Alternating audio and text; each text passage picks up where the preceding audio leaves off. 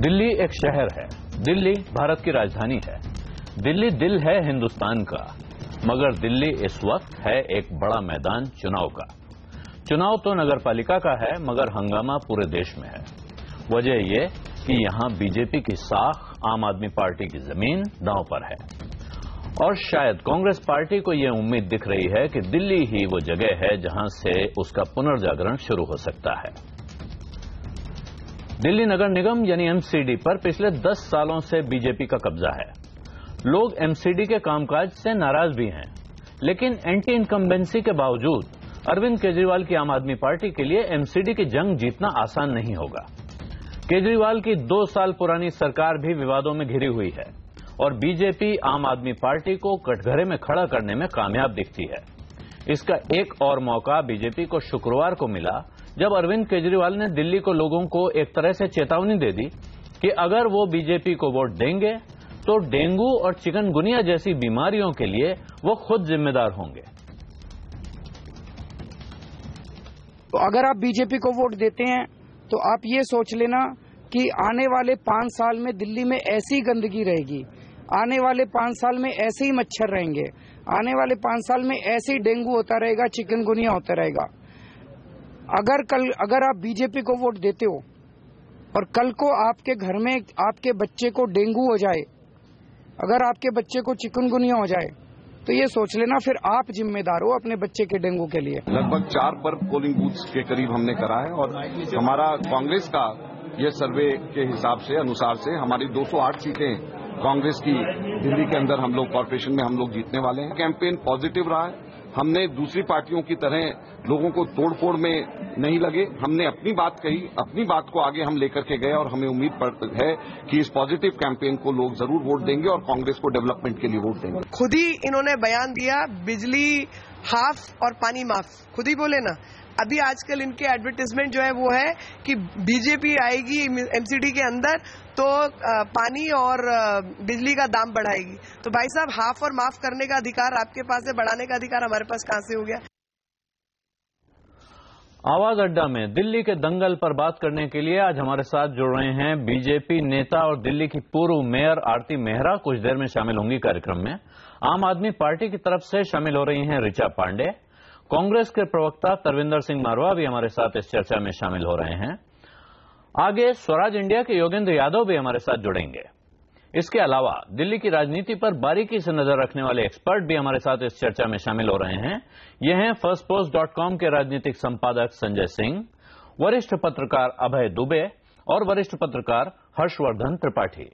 इनसे हम समझेंगे दिल्ली के दिल में क्या है। बात बढ़ाने के लिए सबसे पहले मैं हर्षवर्धन आपके पास चलता हूं।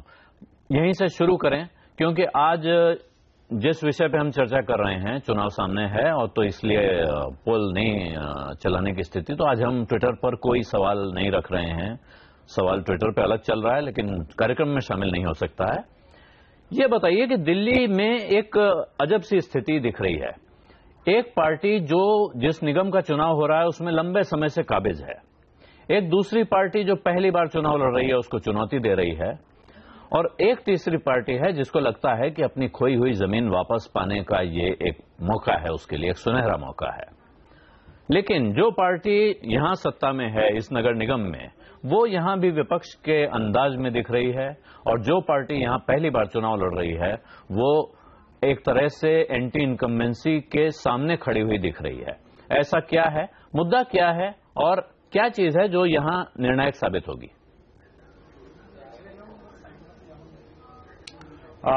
देखिए आलोक जी, दरअसल सवाल जो आपने पूछा वो वही दिल्ली की स्थिति है, लेकिन इसमें एक जो रोचक इसलिए है कि रोचक लोकतंत्र के लिहाज से है कि एक पार्टी जो दिल्ली, चूंकि ये लिटमस टेस्ट जैसा होता है, जब देश में कहीं जनसंघ या भारतीय जनता पार्टी नहीं थी तो यहां सभासद भी जीतते थे जब तक नगर निगम रहा, फिर जब विधानसभा बनी तो यहां से विधायक और मुख्यमंत्री भी बने। तो ये लिटमस टेस्ट के तौर पर देखा जाता है। और जब 2013 में अरविंद केजरीवाल मुख्यमंत्री बनते हैं तो उस वक्त ये लगा कि शायद देश की राजनीति का बड़ा बदलाव वो फिर से दिल्ली से शुरू हो रहा है। लेकिन एक जो बड़ी चीज देखने को मिली है, और शायद वो लोकतंत्र के लिए बहुत अच्छा तो मैं नहीं कहूंगा, कि भारतीय जनता पार्टी एमसीडी में 10 साल से है, लेकिन काम करने न करने से ज्यादा बहस इस बात पर हो रही है कि जो नई पार्टी आई उसने क्या अपने वादों को, उसने क्या अपनी उस साख को बचाने का काम किया क्या। और जो सबसे बड़ा सवाल खड़ा हो रहा है, जो आमतौर पर कहा जाता है कि नेता के तौर पर बहुत खतरनाक होता है, कि एक नेता जो भागता हुआ फिर रहा है। अरविंद केजरीवाल जो कहा जाता था कि खड़े होकर बात करते हैं, आरोप लगाते हैं, तो लगता है कि हमारे आपके बीच का कोई नेता है। एक नेता जो भागता हुआ दिख रहा है, जो मैं कह रहा हूं, तो दिल्ली का मुख्यमंत्री वो कभी पंजाब का चुनाव लड़ रहा होता है, कभी गुजरात का चुनाव लड़ रहा होता है, कभी गोवा का चुनाव लड़ रहा होता है, यहां तक कि जब वो कुछ नहीं समझ में आता तो बिहार में जाकर मंच पर कहीं कुछ हाथ हिला रहा होता है। तो क्या अरविंद केजरीवाल की साख का इतना नीचे जाना ये ऐसा हो गया कि एमसीडी के चुनाव में 10 साल से जिस भारतीय जनता पार्टी का शासन है उससे कूड़े पर कोई सवाल नहीं पूछ रहा है, उससे सारे सभासद बदल दिए गए।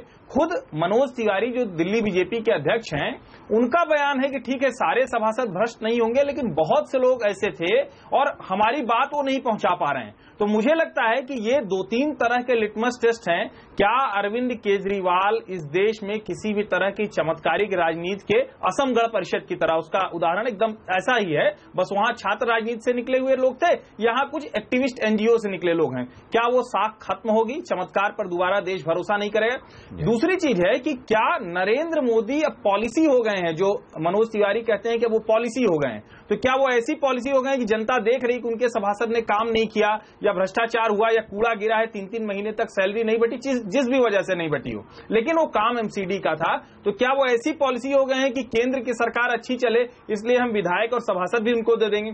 और तीसरा जो बड़ा लिटमस टेस्ट है, जिसको इस तरह से समझना चाहिए कि राहुल गांधी भले नहीं दूसरी जनरेशन में तैयार हो पाए, अजय माकन क्या कांग्रेस की उस नई वाली कांग्रेस के नेता के तौर पर स्थापित होंगे। क्योंकि राजौरी गार्डन के समय भी ये सारे के सारे लोग जो नेता थे, वालिया हो, दीक्षित हो, ये सारे लोग ये नाराज थे, लवली तो बीजेपी में ही चले आए। तो क्या अजय माकन अब उस तरह के नेता के तौर पर उभर रहे हैं जो उन सारे पुराने लोगों को साथ ले जाने के बजाय नई कांग्रेस बनाएंगे, और जिसका असर दिख रहा है कि कुछ कुछ वोट प्रतिशत बढ़ रहा है। और मुझे लगता है कि इस सब में एक और जो छोटी सी चीज कही जा सकती है, छोटी मैं इसलिए कह रहा हूं शायद वो चुनावी तौर पर उतनी महत्वपूर्ण नहीं होगी, योगेंद्र यादव की जो पार्टी है, जो लगभग उसी तरह से बात कर रही जो 2011 में बात होती थी इंडिया अगेंस्ट करप्शन के मूवमेंट पे, क्या उसको एमसीडी में कुछ मिलने जा रहा है क्या।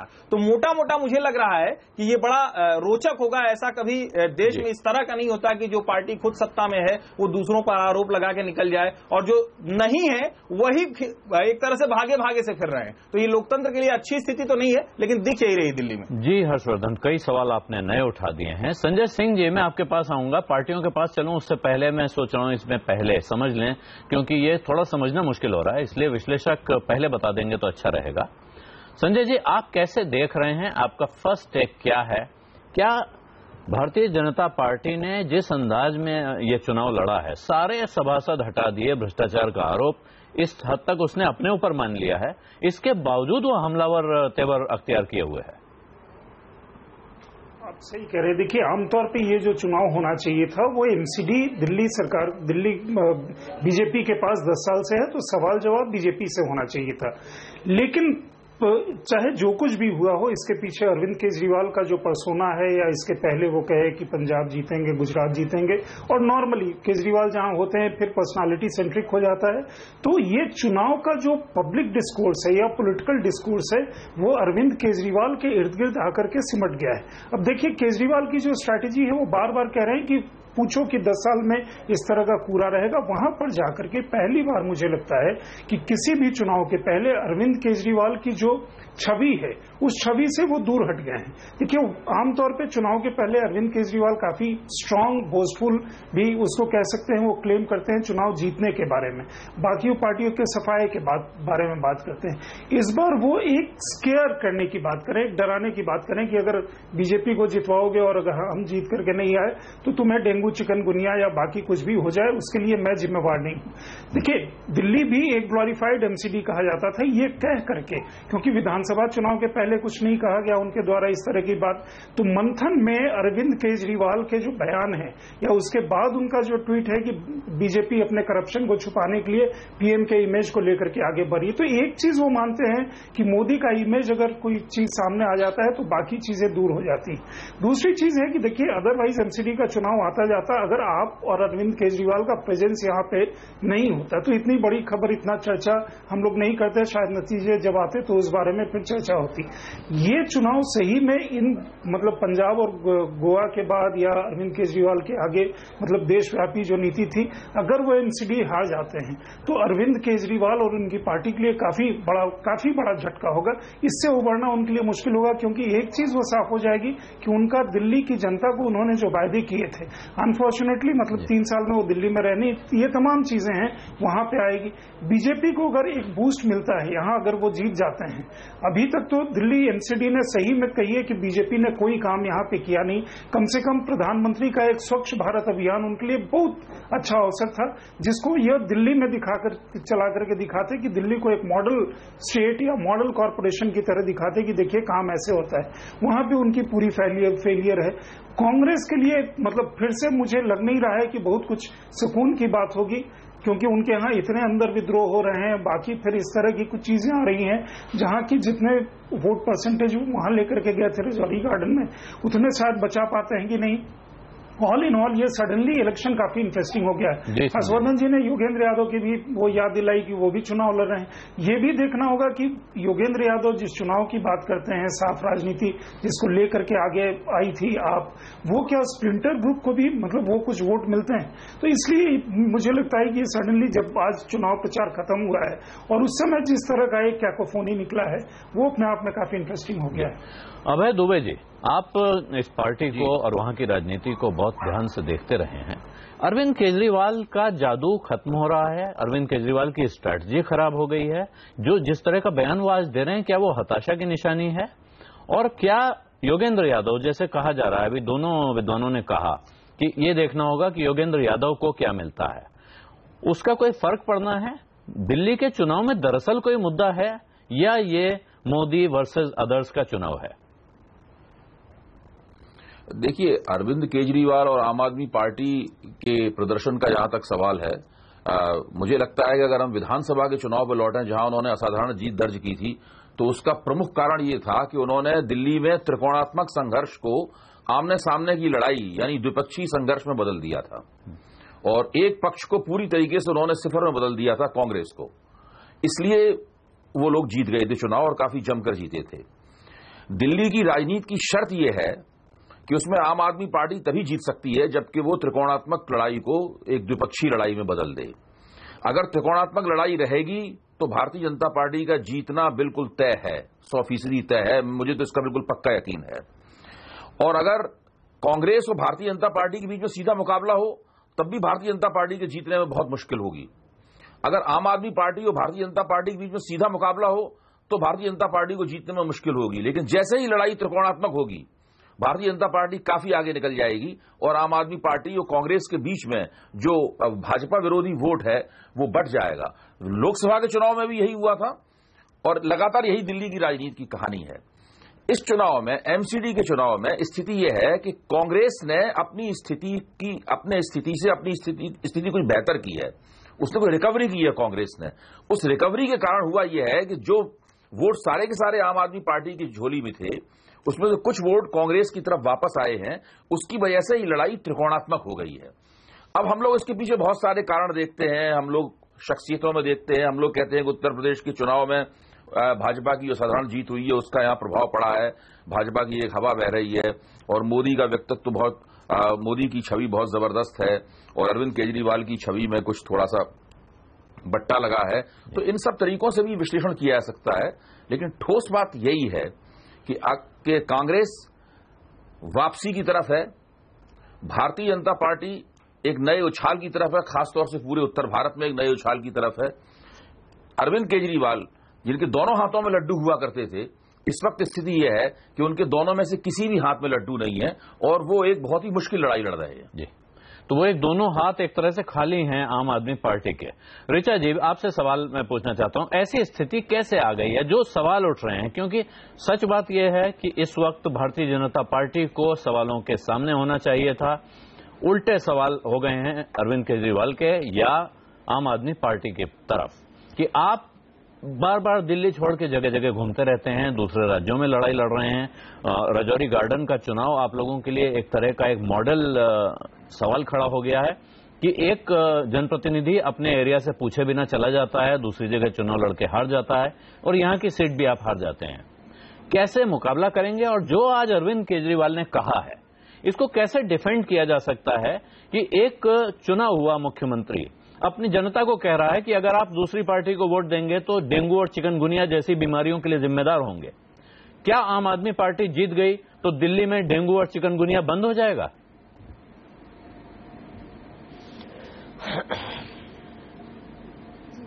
सबसे पहले तो कहना चाहूंगी कि हमने ये वादा किया है कि हम जीतते हैं तो हम 3 साल के भीतर डेंगू और चिकनगुनिया का दिल्ली से सफाया करेंगे। और वो इसलिए कर पाएंगे क्योंकि दिल्ली में जो कूड़ा है, दिल्ली में जो नालियां बजा रही हैं, जो सीवर भरे हुए हैं लबालब, जो एक इंफ्रास्ट्रक्चर कोलैप्स हो गया है, दिल्ली जो कूड़े के ढेर पे पिछले 10 सालों से बैठा हुआ है, उस पे हम ईमानदारी से काम करेंगे।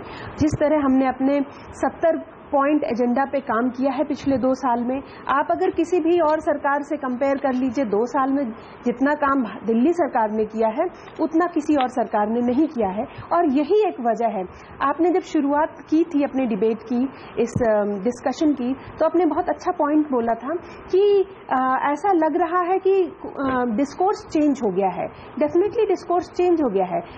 माइलस्टोन्स की हम बात करते हैं, हम आउटकम बजट की बात करते हैं, हम आज लोग पूछ रहे हैं कि आपने पिछले 2 महीनों में क्या किया, फिर अब 2 सालों में क्या किया, रिपोर्ट कार्ड मांग रहे हैं।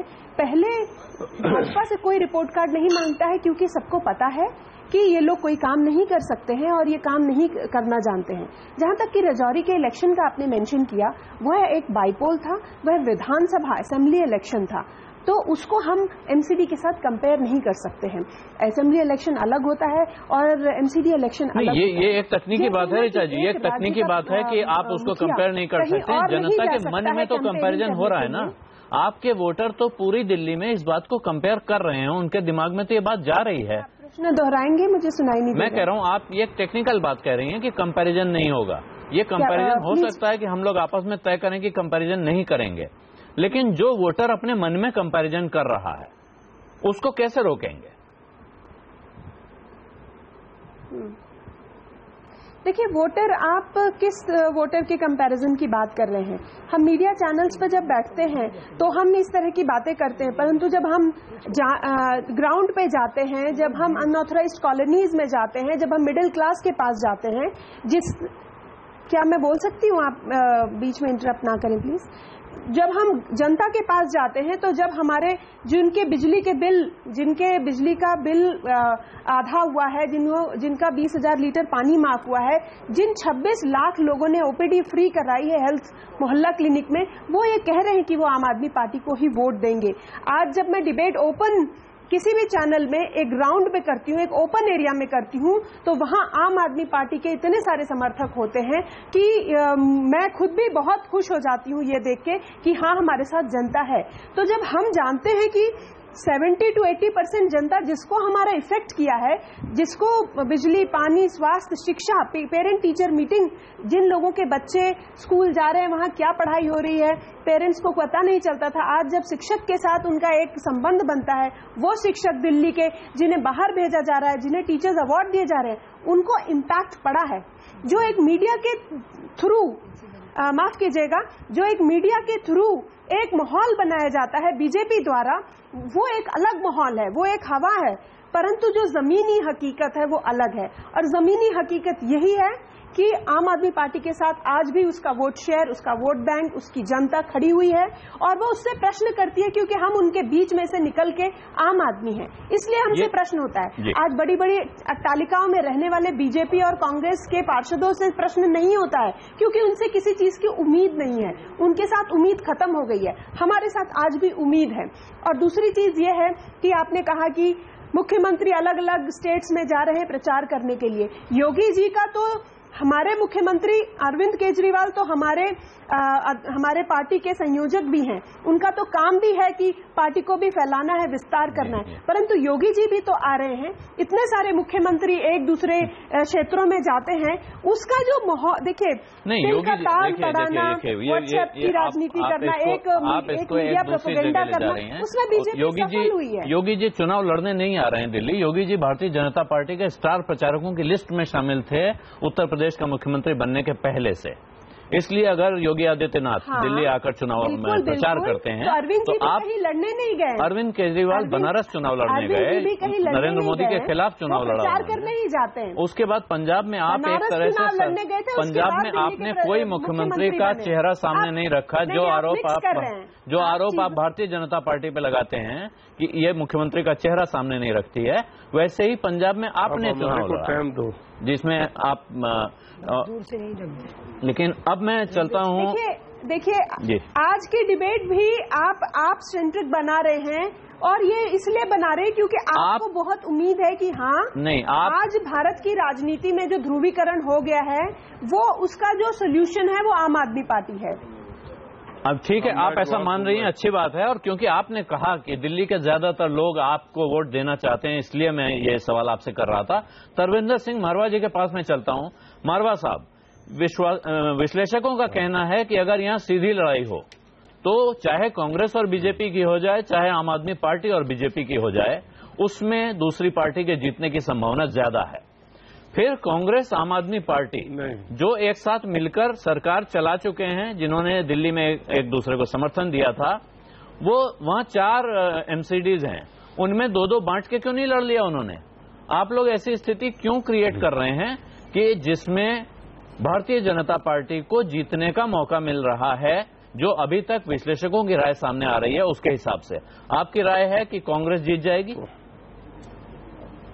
आप ऐसे जो बात कर रहे हैं, सबसे पहले तो कांग्रेस जब से चुनाव लड़ रही है, पहले बीएसपी आ जाती है। कांग्रेस तो हमेशा जब भी चुनाव लड़ती है दिल्ली में, कई पार्टियां आती हैं, लेकिन मुकाबला कांग्रेस का और बीजेपी का रहता है आपको। और ऋषि जी जो ये बड़ी बड़ी बातें कर रही थी अभी, 2 साल में हमने ये किया, 2 साल में सिर्फ रोज आप अखबार उठा लो, सिर्फ रोज आएगा कि आज गवर्नर से केजरीवाल जी का झगड़ा हो गया, केजरीवाल ने ये फाइल नहीं गवर्नर को भेजी, गवर्नर साहब ने फाइल वापस भेज दी, केजरीवाल ने अपनी मर्जी की, राम जेठमलानी को अपने पर्सनल केस में रख लिया, केजरीवाल ने मंत्री जो थे, एक मंत्री फर्जी डिग्री में पकड़ा जा रहा है, एक मंत्री अश्लील हरकतें करता हुआ, संजीव जो उधर से सुल्तानपुरी का, एक वो पकड़ा जा रहा है, एक मंत्री रिश्वत लेकर पकड़ा जा रहा है, एक एमएलए जो है उसके घर में छापा पड़ रहा है, इनकम टैक्स का छापा पड़ रहा है, वहां से पैसे निकल रहे हैं। मतलब 2 साल में दिल्ली सरकार ने, केजरीवाल जी ने हमेशा लड़ाई के सिवा कुछ भी नहीं किया। ये मारवा साहब आप उदाहरण, मैं नहीं बोला ना ऋषि जी, मारवा साहब आप उदाहरण जो आप गिना रहे हैं, जितने उदाहरण आपने गिनाए मारवा साहब, ये सही आप गिना रहे हैं, ये सारी बातें पब्लिक डोमेन में हैं। और अभी मैं लेकिन इसी समय, इसी दौर में कांग्रेस पार्टी के जो विधायक दल के नेता थे वो भारतीय जनता पार्टी में चले गए। जो कांग्रेस पार्टी के पहले मुख्यमंत्री पद के दावेदार होते थे, डॉक्टर वालिया, वो भारतीय जनता पार्टी में चले गए। ऐसा लग रहा है दिल्ली में एक रिले रेस चल रही है कांग्रेस से बीजेपी में जाने वालों की। आप उसके बारे में कुछ क्यों नहीं कहते? मैं बता रहा हूँ आपको। पहली बात तो लालच बड़ी चीज होती है। जो भारतीय जनता पार्टी जैसे उत्तराखंड में किया, लालच दे दे के लोगों को अपनी तरफ किया। वहां का फाइनेंस मिनिस्टर था, उसको लालच दी, उसको अपनी तरफ किया। ये जो उत्तराखंड में सक्सेसफुल हो गए हैं, वही ये कह रहे हैं कि अब लवली को लालच दी, उसको अपनी तरफ कर लिया। लवली ने 4 सीटों पे लवली के कैंडिडेट दिए गए हैं। पहली बात तो सुन लो, दिल्ली नगर निगम में कोई बात नहीं थी, लेकिन लालच में हर व्यक्ति, पार्टी जब चुनाव होता है बदल लेता है, कहीं दिल्ली में देखे होंगे। अब दूसरी बात, जो पहले मेरे को इसके उदाहरण देने दो रिची साहब के, जो अभी और मैं बहुत सॉलिड उदाहरण आपको दे रहा हूँ दिल्ली सरकार के। दिल्ली सरकार नहीं, लेकिन मरवा साहब बात हम जब जो बात हम एमसीडी पे कर रहे हैं, आप इस वक्त अगर दिल्ली सरकार के उदाहरण गिनाएंगे, कुछ देर बाद आप मोदी जी के उदाहरण गिनाने लगेंगे तो मैं तो रिची जी का जवाब दे रहा था, लेकिन मैं एमसीडी की बात पे आता हूँ। एमसीडी पे 10 साल में, अभी आरती मेहरा नहीं आई है यहाँ पर, आ गई हैं आरती मेहरा भी आ गई हैं, योगेंद्र यादव जी भी आ गए हैं, कुछ देर में उनसे भी बात करेंगे। अच्छा, अब मैं आपको इनके 10 साल के कारनामे बनाता हूँ, लोग इनको वोटें क्यों दें।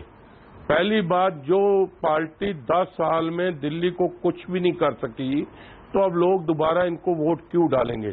सबसे बड़ी बात भारतीय जनता पार्टी के शर्मनाक है कि एक प्रधानमंत्री ने खुद झाड़ू लेकर एनडीएमसी इलाके में जाकर सफाई अभियान शुरू किया, उसमें केजरीवाल भी थे, लेकिन प्रधानमंत्री की पार्टी भारतीय जनता पार्टी ने उस अभियान को खोखला कर दिया, उस अभियान पे चली नहीं। आपने देखा है कहीं पर भी सफाई नहीं है। पहली बात तो सफाई कर्मचारियों को तनख्वाह ही नहीं दी गई, तनख्वाह ही नहीं देते थे, एक एक महीने 2-2 महीने तो वो हड़ताल में रहते थे, फिर हाई कोर्ट में जाके उनको तनख्वाह के आर्डर हुए। दूसरी बात कि लोग इनको क्यों वोट देंगे, भ्रष्टाचार, 1 बंदर पकड़ने में 59,660 रुपए का खर्चा हुआ है, 229 बंदर पकड़े, उसमें 1,40 लाख रुपया खर्चा दिया गया। एजुकेशन में इनके स्कूलों में से, दिल्ली नगर निगम के स्कूलों में से 1 लाख बच्चों ने जो निकल गए, अगर इनके स्कूल अच्छे होते तो बच्चे निकलते क्यों। यही दिल्ली सरकार की बात रही, इसमें भी 1.5 लाख बच्चे निकले। जी मरवा साहब, मैं बाद अब आरती मेहरा के पास चलना चाहूंगा। आरती जी, जो मरवा साहब कह रहे हैं, ये आरोप आप सुन रही हैं, इसके अलावा और भी हैं, और आपको ये याद रखना चाहिए कि 2012 में जब एमसीडी का चुनाव हुआ था तो भारतीय जनता पार्टी सैनिटेशन में सुधार के दावे के साथ उस चुनाव को लड़ी थी, उसने वो चुनाव जीता। नहीं, 10 साल के बाद आप देख रहे हैं टैक्स भी कि आपको अपने सारे पार्षद बदलने पड़े। क्या हालत हो गई है, क्या वजह है, और इसके बावजूद आप लोग कैसे कह रहे हैं कि आप जीत जाएंगे। देखिए, ऐसा है आलोक जी, मैं इन लोगों की छटपटाहट समझ सकती हूँ। क्षेत्र में नीचे जमीनी स्तर पे कांग्रेस भी हार रही है और आम आदमी पार्टी भी हार रही है। सच्चाई है कि भारतीय जनता पार्टी आपके कहने पे आ रही है, अपनी लगातार अपनी बढ़त बनाए हुए है, और वो बढ़त हमने अपने कामों से और इनके खोखले वादों के खिलाफ, इनके आम आदमी पार्टी ने जो गुमराह किया, जो झूठ परोसे, अभी ऋचा जी बातें कर रही थी कि हम वीआईपी कल्चर के खिलाफ इनकी ऊंची ऊंची अट्टालिकाएं, अरे आपने 5-5 गाड़ियों का लाल बत्तियों का काफिला लेके चले, 2-2 बड़ी आपने कोठियों को अलॉट कराया, 16,000 की एक बार की एक थाली में क्या व्यंजन खाए दिल्ली की जनता, ये आपसे पूछना चाहती है।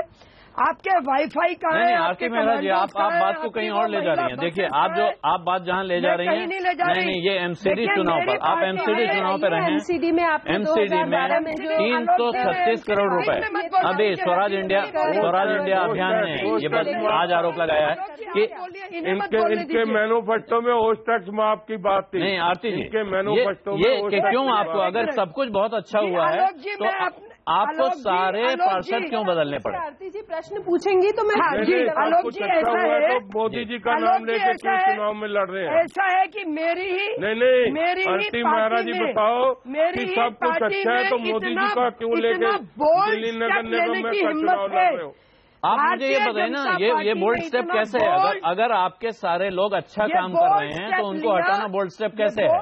इसका अर्थ है कि आपके सारे पार्षदों में कुछ गड़बड़ी लेना था तो चुनाव में लिया, पहले ही निकाल देते ना, ये हमारी पहले ही निकाल देते अपने, ये हमारी स्ट्रेटेजी का हिस्सा, इनको कहो ये क्यों बीच में बोलते हैं। और मारवा साहब उनको बोलने दें। मारवा साहब आप आरती मेहरा को बोलने दें, उनकी आवाज सुन लें। अभी तक इतनी उम्र में आपको काफी देर मौका दिया गया। चैनल डिस्कशन आपको किसी ने झूठ बोलने की तमीज है?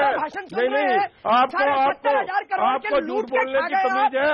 नहीं, आपने एक मकान बनाया है वहाँ पर, मेरे को मालूम है मालवीय नगर में।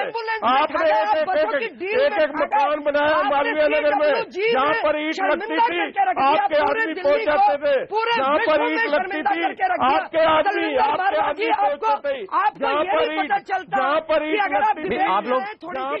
आप लोग अगर लगातार एक साथ बोलेंगे तो कोई सुनेगा कैसे? आपके आदमी प्लीज आप लोग आवाज थोड़ी कम करें, आप लोग आवाज थोड़ी कम करें, थोड़ा कम करें मुझे, वरना आपका ऑडियो कंट्रोल करना पड़ेगा। मारवा साहब आप जितनी देर बोले आपको किसी ने नहीं टोका। मारवा साहब ये क्यों कह रही, तमीज की बात क्यों कर रही है ये? आपने बोलने को मेरे को प्रश्न पूछा। अरे मारवा साहब, आप जब दूसरे को बोलने का मौका दिया जाए तो उन्हें बोलने दें।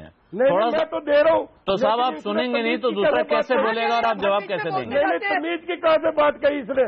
इसकी क्या हिम्मत की तमीज की बात करे मेरे से? अरे आप, मेरे को मालूम है आपको चैनल का एक मर्यादा होनी चाहिए ना, आपको मर्यादा होनी चाहिए ना। मैं तो अभी कह रही हूँ आपको चैनल की मर्यादा नहीं है, आपको चैनल की मर्यादा नहीं है। नहीं तो मारवा साहब आपसे मैं आग्रह कर रहा हूँ, आप दोनों से मैं आग्रह कर रहा हूँ।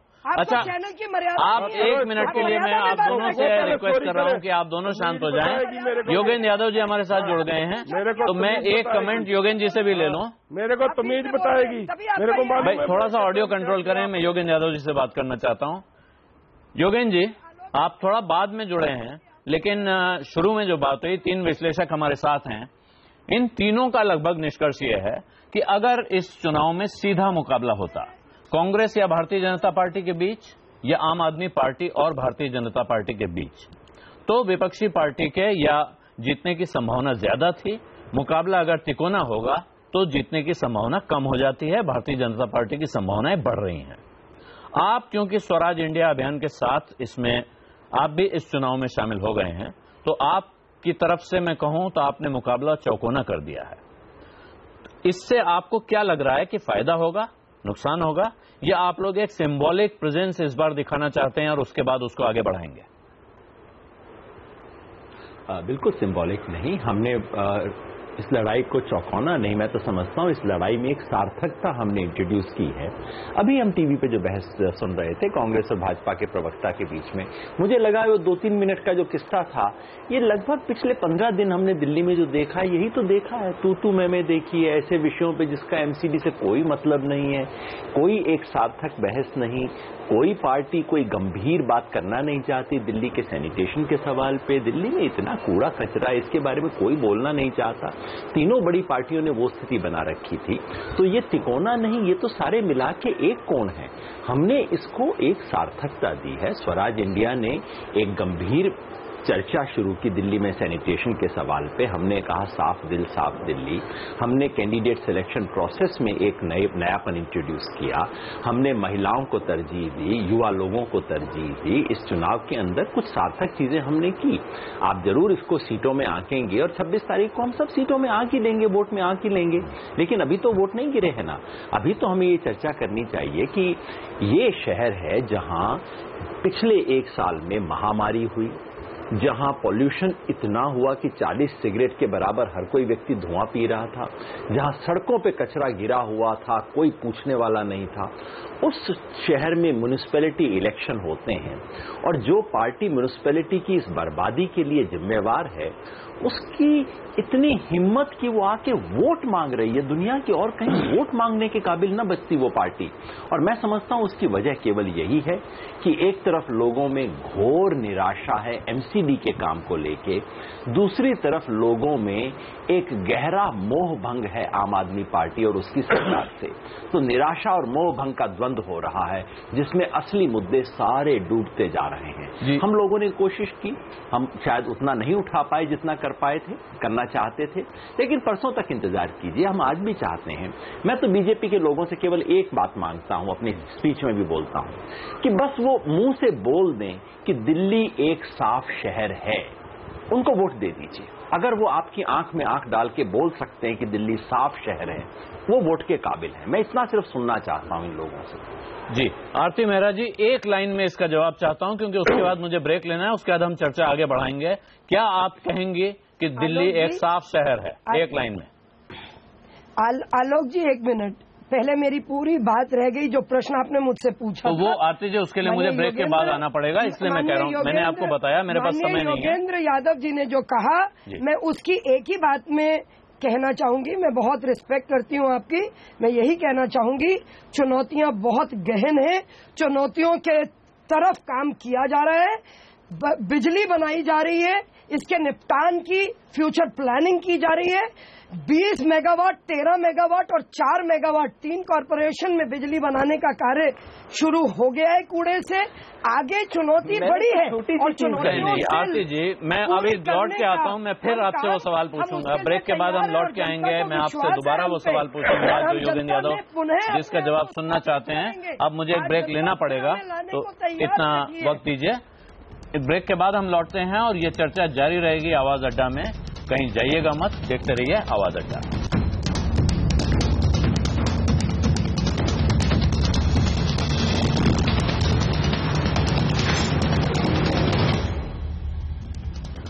था इंतजार जिसका ये वो शहर तो नहीं, और इस शहर को क्या हुआ?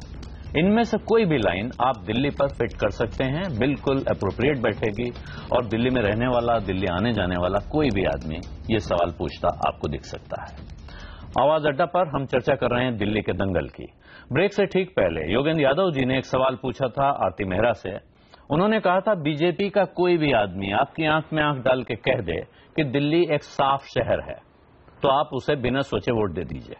आरती मेहरा जी, इस सवाल का सीधा जवाब आपने नहीं दिया। आपने कुछ बिजली घरों की बात की, बिजली बनाने की बात की।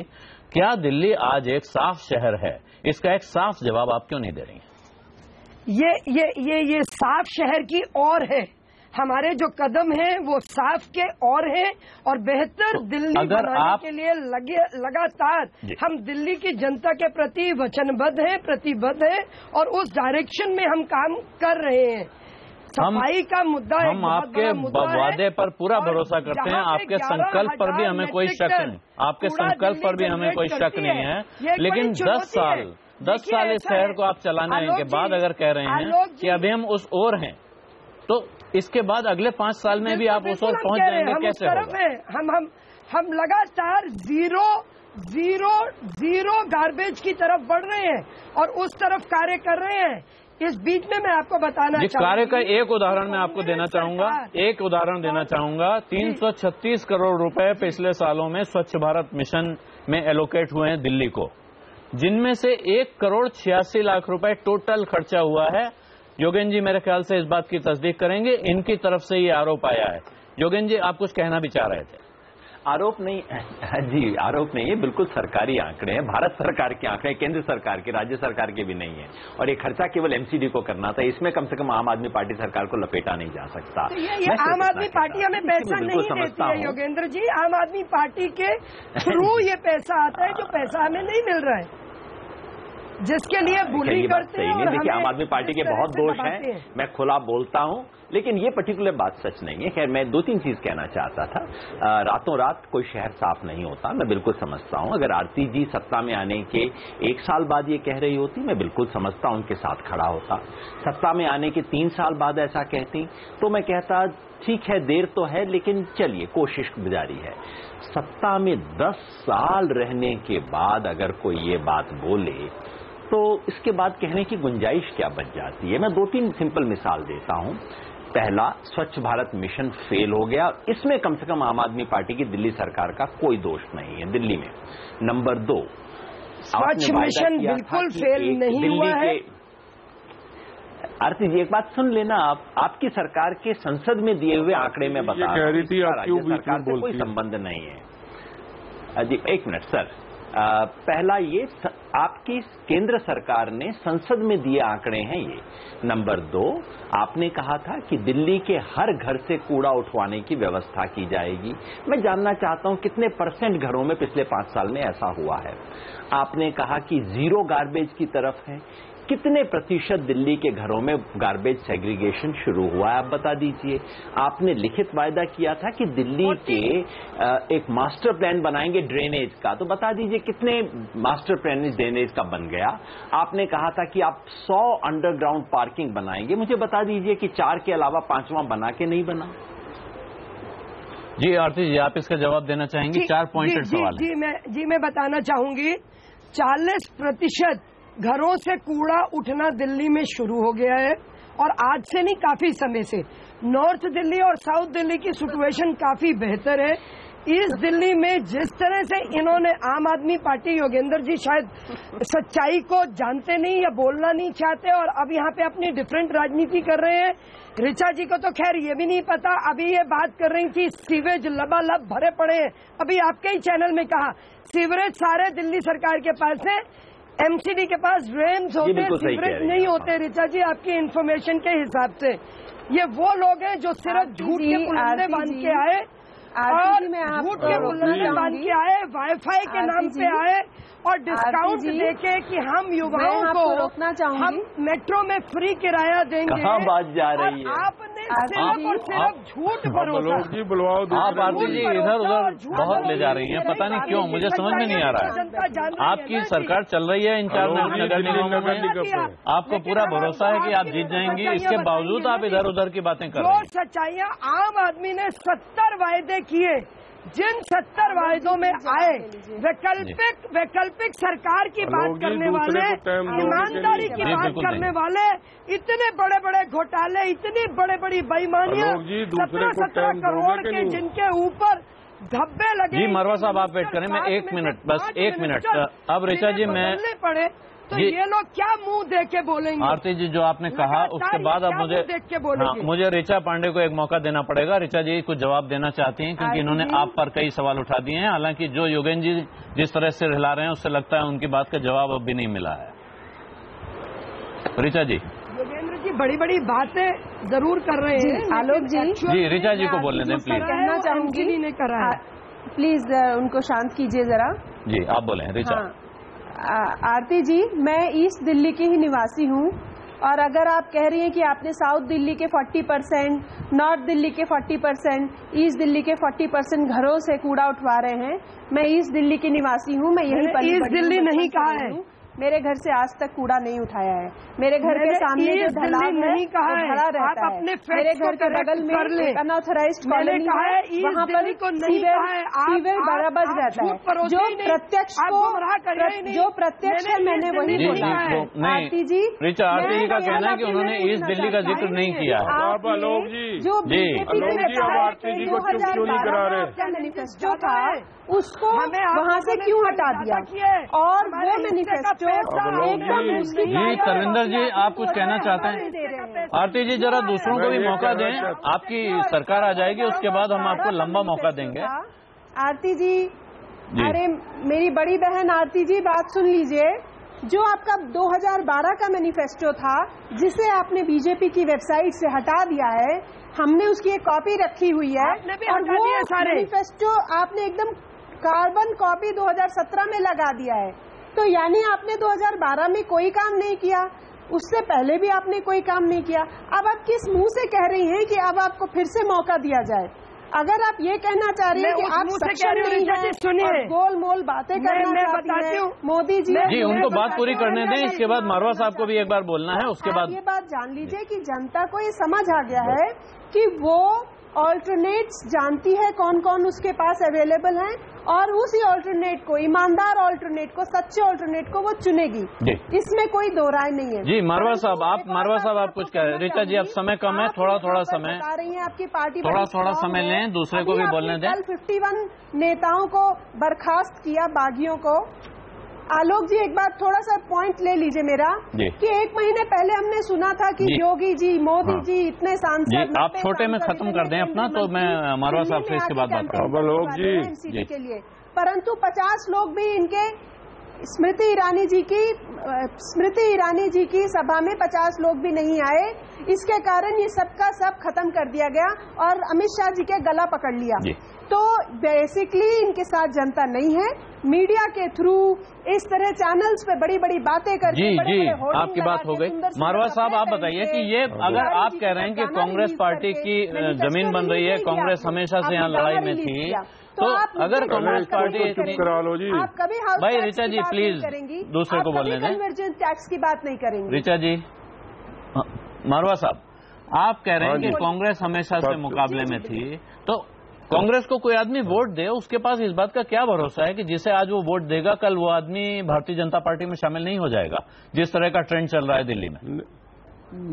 मैंने आपको कहा ना पहले कि लालच के लिए कोई व्यक्ति अगर किसी को लालच दे के, जिसका राज हो, सेंटर में जिसकी सरकार हो, अगर वो खींचता है तो वो तो चलता है, क्योंकि लालच आदमी वाले कई लोग लालची भी होते हैं।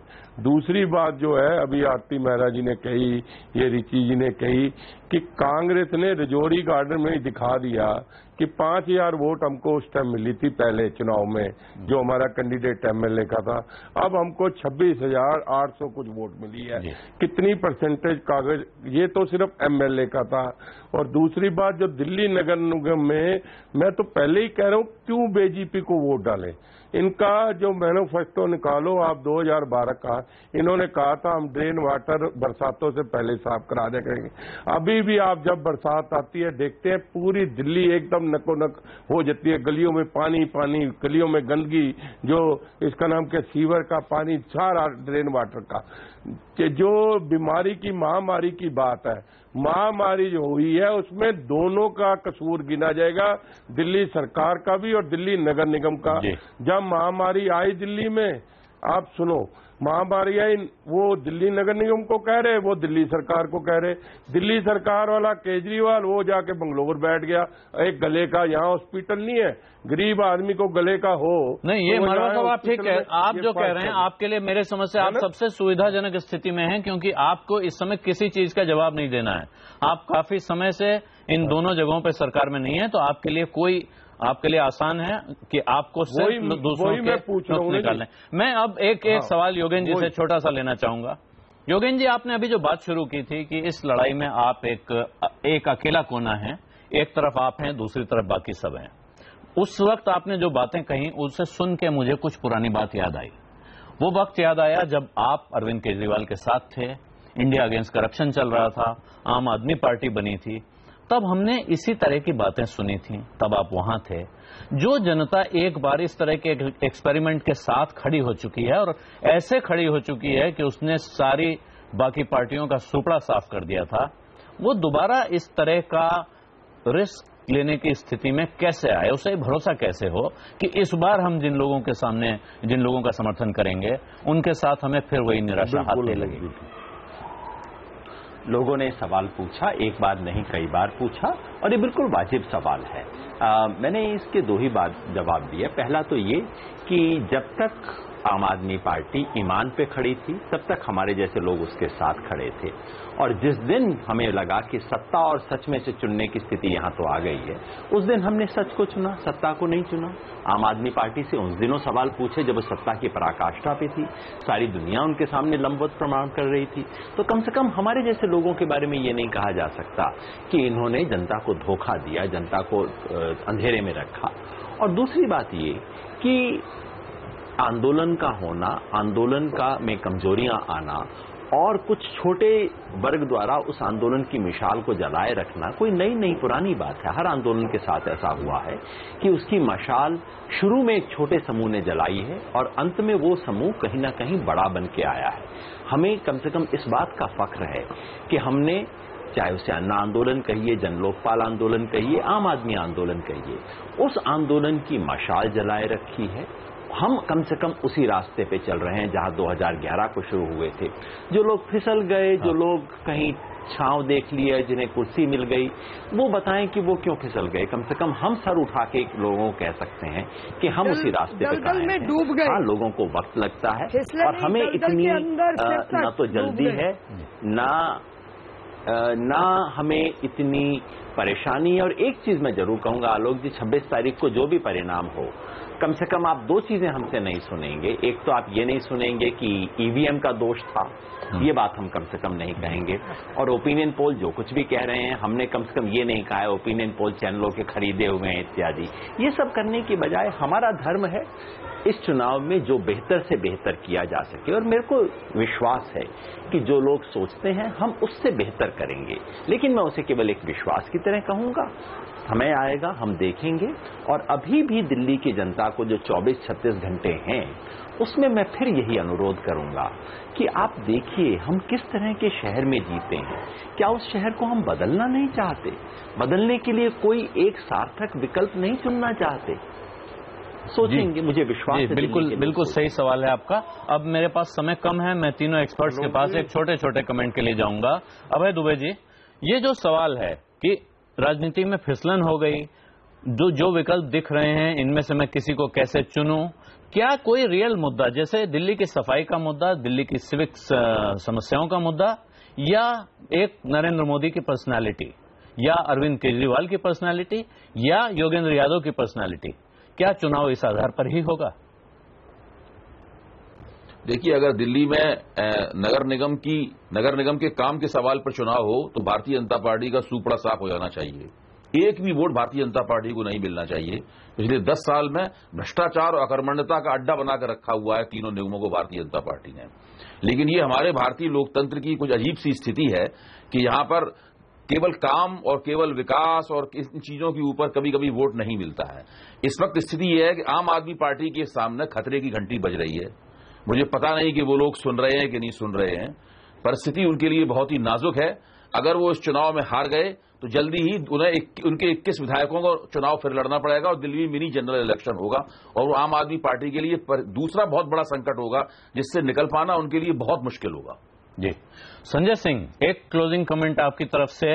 ये मुद्दा जैसे अभय दुबे कह रहे हैं, स्थिति वैसी है या आपको कुछ और दिख रहा है? नहीं, अभय जी की बात से मैं सहमत हूं और योगेंद्र जी भी जो बात कह रहे थे, देखिए ये नगर निगम का चुनाव नगर निगम के इश्यूज पे नहीं हो रहा है, होना चाहिए था और आइडियली ऐसे चुनाव होने चाहिए। यहाँ पे इशू जो मोटा मोटी पूरा चुनाव और पूरे चुनाव के बाद का जो उपक्रम होगा वो अरविंद केजरीवाल का फेट क्या होता है। और दूसरी चीज ये है कि इस चुनाव के प्रचार के दरमियान भी वो बहुत सारे ऐसे वायदों को लेकर के आए और बहुत सारे ऐसी चीजें उन्होंने कही जिसका एमसीडी से कंसर्न ही नहीं है। या तो वो दिल्ली गवर्नमेंट के डोमेन में है या सेंट्रल गवर्नमेंट के डोमेन में है, या मतलब प्रचार के वो माध्यम इस बार उन्होंने पुराना जैसे एक प्रचार का माध्यम अपनाने की कोशिश की। जगदीश मुखी का पिछले बार चेहरा था, इस बार विजेंद्र गुप्ता का कोई बहुत ही बुझा हुआ सा चेहरा है। मैं ये कह रहा हूं कि जब तक वो जो सार्थक मुद्दे हैं, जैसे योगेंद्र जी कह रहे थे, हर चुनाव को आप उस पर लेकर के अगर जाते हैं मुद्दों पे तो मुद्दों पे होगी, वरना ये पर्सनालिटी वाला जो चुनाव है, मुझे लगता है कि ये पर्सनालिटी सेंट्रिक चुनाव एक हद तक तो सही है लेकिन बाकी हद तक जाकर के अफेक्ट करता है और शायद इस बार उसके विक्टिम केजरीवाल स्वयं ही हो जाएं। जी, बस 10 सेकंड मेरे पास बचे हैं। हर्षवर्धन, आपसे एक क्विक कमेंट, सबसे बड़ा सवाल इस चुनाव का क्या है जिसका जवाब हम सब देखना चाहते हैं?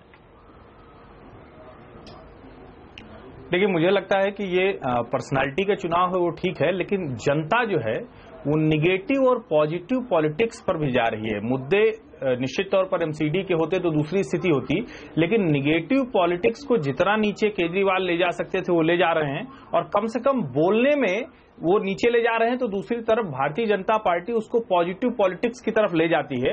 और योगेंद्र यादव जैसे लोग वहां भरोसा तो जगाते हैं, लेकिन इनकी मुश्किल ये है कि पॉजिटिव हैं लेकिन वो पॉजिटिव बड़ा नहीं हो पा रहा है, तो इसलिए वो जनता को खींच नहीं पा रहा है वोट के तौर पर। जी, तो इस चुनाव में जहां सवाल होना चाहिए था, सवाल वो नहीं है, मुद्दों पर सवाल नहीं हो रहा है, सिविक समस्याओं पर सवाल नहीं है।